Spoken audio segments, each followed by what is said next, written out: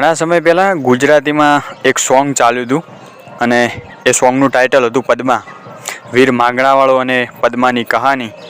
તો એ ઝવેરચંદ મેઘાણી દ્વારા સૌરાષ્ટ્રના જે 16 બારવટિયા જે બુક છે એમાં લખાઈ છે અને બહુ અદ્ભુત રીતે લખાઈ છે અને ઝવેરચંદ મેઘાણીના શબ્દો છે.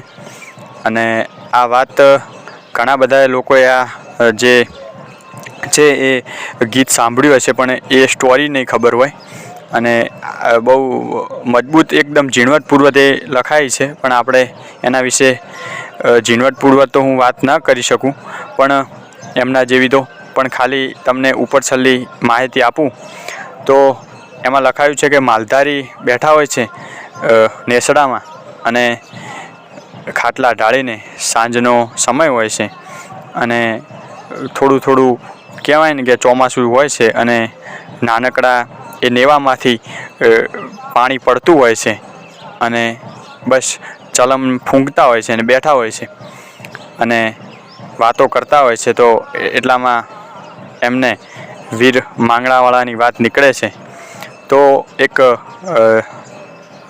ગઢવી ના ઘેર ચારણ આવે છે અને જે એમના માટે જે લેવાનું જે બંધાયેલા હોય છે એ લેવા માટે આવે છે અને લઈ અને એ હોય છે અફીણનો બંધાણી અને એને અફીણ મળેલું હોતું નથી, એમના પાસે અફીણ હોતું નથી. તો એ વિચારે છે કે હું સામેના ગામે જાઉં અને ત્યાં મને અફીણ મળે.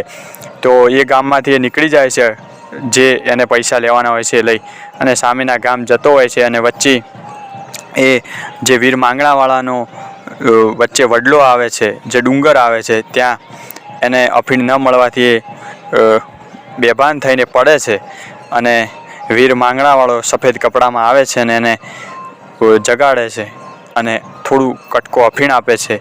એ જાગે છે અને તરત બોલે છે કે કોને મોકલાવ્યું અફીણ એમ કે.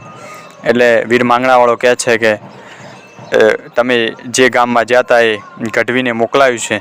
તો ત્યાંથી એ વ્યક્તિ પાછો વળી જાય છે અને એમને કહેવા આવે છે કે તમે મોકલાવ્યું હતું એ અફીણના દ્વારે મારા આજે પ્રાણ બચ્યા છે ને કે હું મરી જવાનો હતો.